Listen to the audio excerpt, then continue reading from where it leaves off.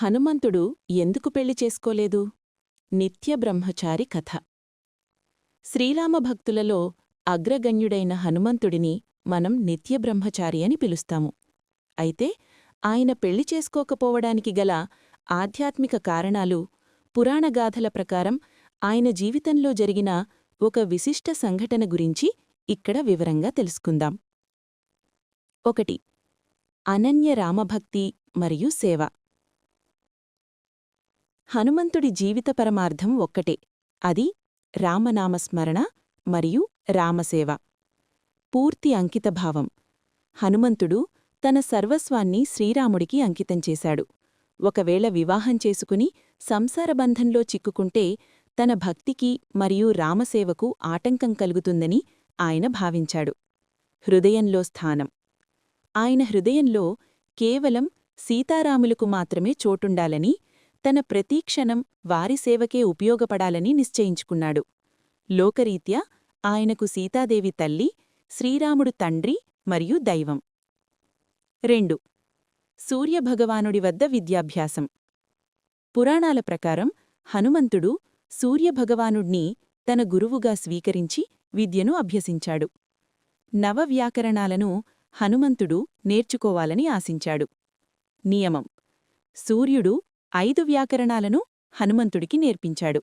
అయితే మిగిలిన 4 వ్యాకరణాలు కేవలం గృహస్థాశ్రమం అంటే వివాహం అయినవారు స్వీకరించిన వారికి మాత్రమే అర్థమవుతాయి.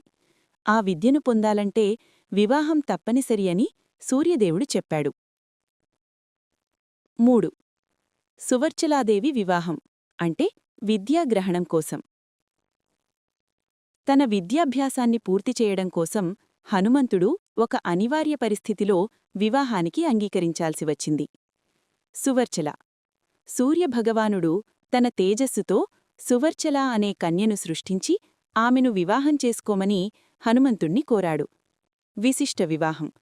ఈ వివాహం కేవలం ధర్మబద్ధమైన విద్యానియమాల కోసమే జరిగింది తప్ప లౌకిక సుఖాల కోసం కాదు. సువర్చలాదేవి కూడా గొప్ప తపస్విని. వివాహం జరిగిన వెంటనే ఆమె తపస్సు కోసం వెళ్ళిపోయింది. హనుమంతుడు తన విద్యాభ్యాసాన్ని పూర్తిచేసి తిరిగి రామసేవకు అంకితమయ్యాడు. నిత్య బ్రహ్మచారి. శారీరక బంధం లేని ఈ వివాహం వల్ల హనుమంతుడి బ్రహ్మచర్యానికి ఎటువంటి భంగం కలగలేదు. అందుకే ఆయనను ఇప్పటికీ నిత్యబ్రహ్మచారిగానే పూజిస్తారు. 4. యోగా మరియు ఆత్మశక్తి. యోగశాస్త్రం ప్రకారం బ్రహ్మచర్యం పాటించడం వల్ల మనిషిలో అపారమైన శక్తి, మేధస్సు మరియు సిద్ధి కలుగుతాయి. ఇంద్రియ నిగ్రహం. హనుమంతుడు తన ఇంద్రియాలను పూర్తిగా నిగ్రహించి ఆ శక్తిని లోక కళ్యాణానికి మరియు రామకార్యానికి ఉపయోగించాడు. అష్టసిద్ధులు, నవనిధులు ఆయన పాటించిన కఠిన బ్రహ్మచర్యానికి ప్రతిరూపాలు. ముగింపు. హనుమంతుని దృష్టిలో లోకమే ఒక కుటుంబం. తన భక్తిని విభజించుకోకుండా ఏకనిష్టతో భగవంతుణ్ణి సేవించడం కోసమే ఆయన బ్రహ్మచారిగా ఉండిపోయారు. నేటికి రామభక్తులకు హనుమంతుడు ఒక గొప్ప ఆదర్శం. జై శ్రీరామ్, జై హనుమాన్. హనుమంతుడు ఎందుకు పెళ్లి చేసుకోలేదు? నిత్య బ్రహ్మచారి కథ. శ్రీరామభక్తులలో అగ్రగణ్యుడైన హనుమంతుడిని మనం నిత్యబ్రహ్మచారి అని పిలుస్తాము.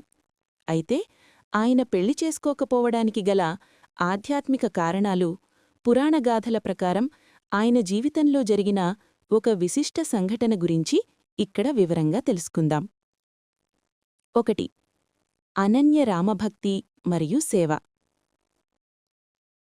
హనుమంతుడి జీవిత పరమార్థం ఒక్కటే, అది రామనామస్మరణ మరియు రామసేవ. పూర్తి అంకితభావం. హనుమంతుడు తన సర్వస్వాన్ని శ్రీరాముడికి అంకితం చేశాడు. ఒకవేళ వివాహం చేసుకుని సంసారబంధంలో చిక్కుకుంటే తన భక్తికి మరియు రామసేవకు ఆటంకం కలుగుతుందని ఆయన భావించాడు.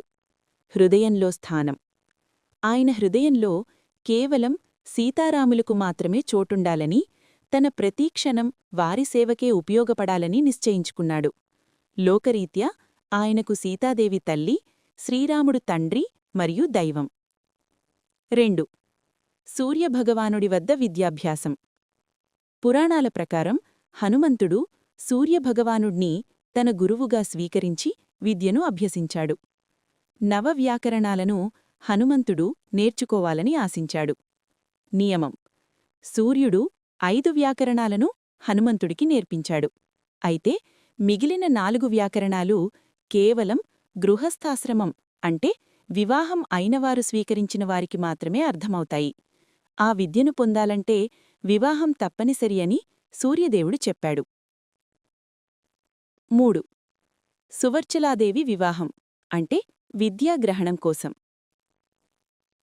తన విద్యాభ్యాసాన్ని పూర్తి చేయడం కోసం హనుమంతుడు ఒక అనివార్య పరిస్థితిలో వివాహానికి అంగీకరించాల్సి వచ్చింది. సువర్చల: సూర్యభగవానుడు తన తేజస్సుతో సువర్చల అనే కన్యను సృష్టించి ఆమెను వివాహం చేసుకోమని హనుమంతుణ్ణి కోరాడు. విశిష్ట వివాహం: ఈ వివాహం కేవలం ధర్మబద్ధమైన విద్యానియమాల కోసమే జరిగింది తప్ప లౌకిక సుఖాల కోసం కాదు. సువర్చలాదేవి కూడా గొప్ప తపస్విని. వివాహం జరిగిన వెంటనే ఆమె తపస్సు కోసం వెళ్ళిపోయింది. హనుమంతుడు తన విద్యాభ్యాసాన్ని పూర్తిచేసి తిరిగి రామసేవకు అంకితమయ్యాడు. నిత్య బ్రహ్మచారి: శారీరక బంధం లేని ఈ వివాహం వల్ల హనుమంతుడి బ్రహ్మచర్యానికి ఎటువంటి భంగం కలగలేదు. అందుకే ఆయనను ఇప్పటికీ నిత్యబ్రహ్మచారిగానే పూజిస్తారు.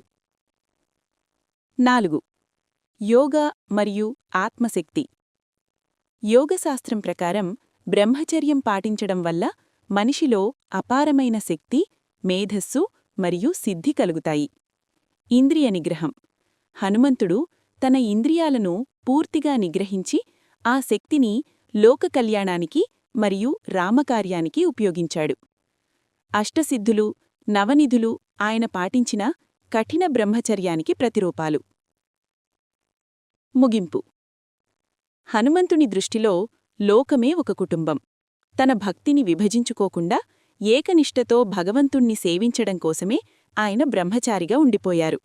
నేటికి రామభక్తులకు హనుమంతుడు ఒక గొప్ప ఆదర్శం. జై శ్రీరామ్, జై హనుమాన్.